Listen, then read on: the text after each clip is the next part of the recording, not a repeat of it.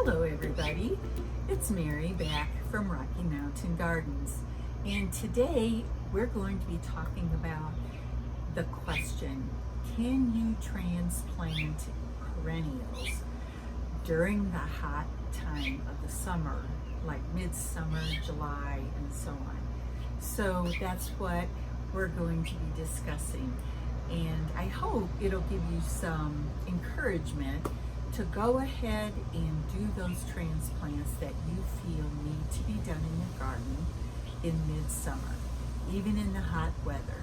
So let's get into the steps of how you can do this project in your garden. You can see here that I have a coral berry bush right here, which gets very pretty pink berries in the fall. And then I have my Miss Kim dwarf Korean lilac bush right next to it. Now they have grown together and are blocking my heucheras. See, there's one there and one smaller one right there.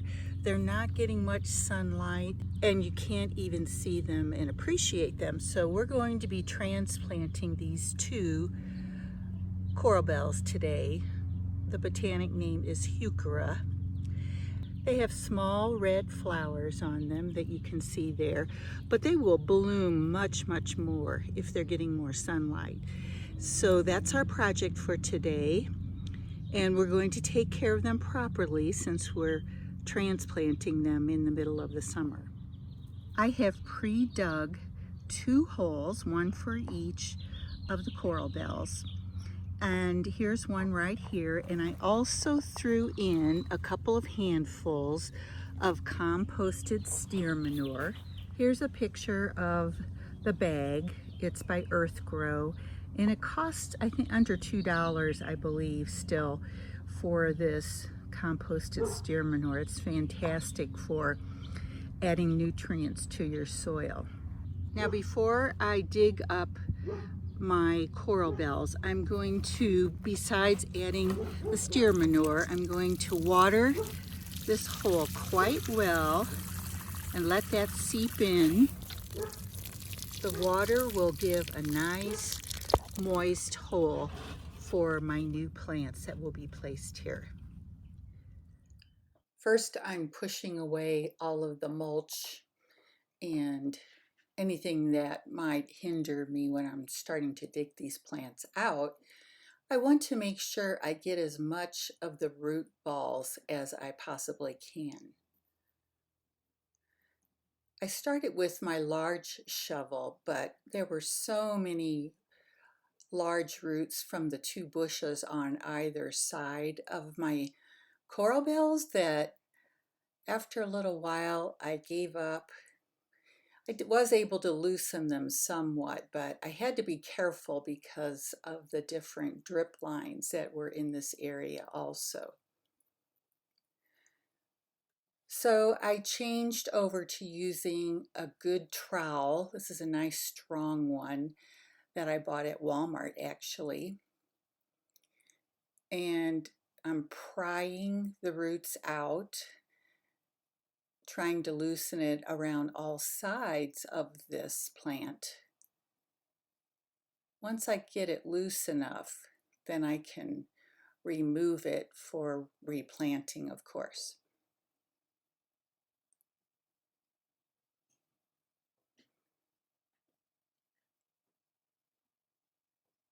Here you can see the roots that are attached, which is the perfect situation that we want for a transplant, because we want those roots to be available for taking up water that I'm going to be applying to my plants. As you can see, I got 4 sections. Aren't those nice roots there?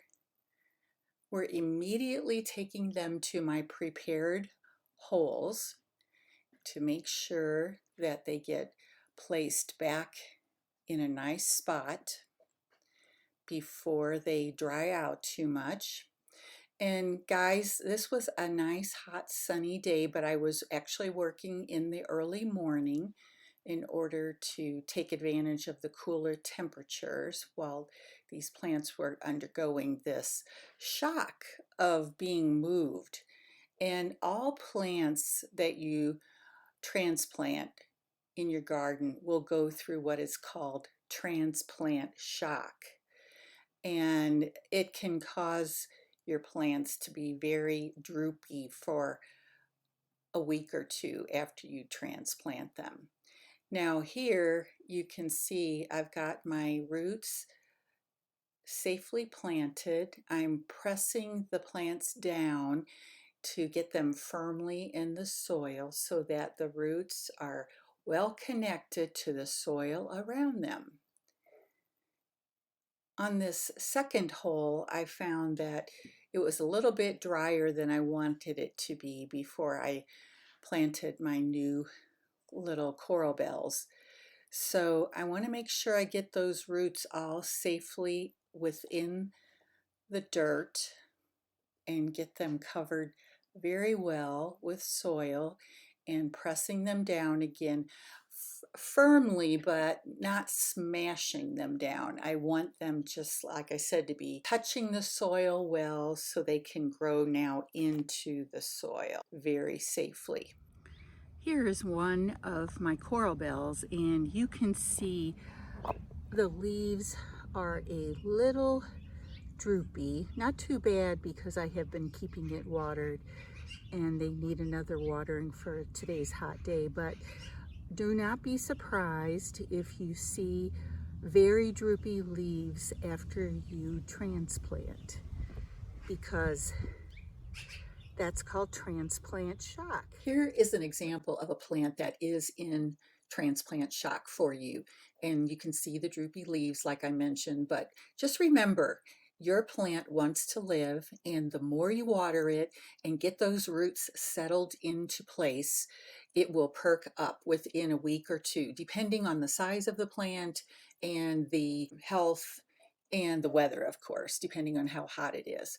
So do never be worried when you see the drooping and the wilting, because it is just an indication that your plant is adjusting to its new home. So my friends, if you have any questions about transplanting perennials, be sure to put them in the comments down below. I will be happy to help you. And if you enjoyed this video and it was helpful for you, I would really appreciate a thumbs up, and perhaps you might want to subscribe. This is Mary saying bye for now.